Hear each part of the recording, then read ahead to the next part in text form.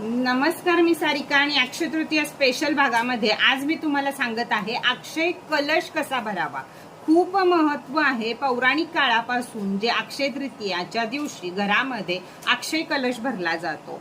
शेतकरी वर्गाकडे वेगळ्या प्रकारचा कलश भरला जातो आणि सामान्य वर्गाकडे वेगळ्या प्रकारचा कलश भरला जातो। दोन्ही कलशाचं माहिती आपण घेऊया। तर अक्षय कलश प्रत्येक घरामध्ये कसा भरावा। एक मातीचा घडा, छोटासा किंवा मोठा जो तुम्हाला मिळेल किंवा संक्रांती मधला असला तरीही चालेल।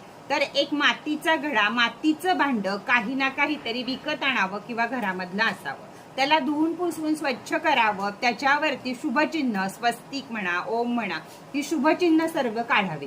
त्यानंतर तो घडा अक्षय तृतीयेच्या दिवशी देवासमोर ठेवावा। महालक्ष्मीची पहिल्यांदा पूजा अर्चना करावी आणि महालक्ष्मी समोर थोडेसे तांदूळ घालून त्याच्यावरती तो घडा ठेवावा।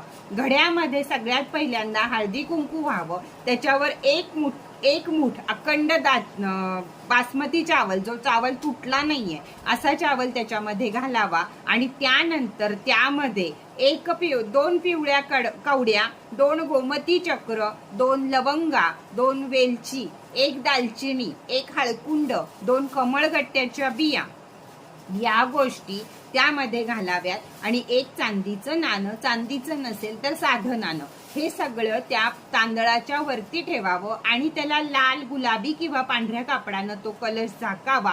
पुन्हा एकदा हळदी कुंकू व्हावं, कलश झाकावा, त्याच्यावर फूल अर्पण करावं, दीप, धूप, उदबत्ती, नैवेद्य, पांढऱ्या गोष्टीचा कोणताही त्याला नैवेद्य दाखवावा आणि हा अक्षय कलश आमच्या घरामध्ये कायमस्वरूपी असाच अक्षय भरून राहू दे।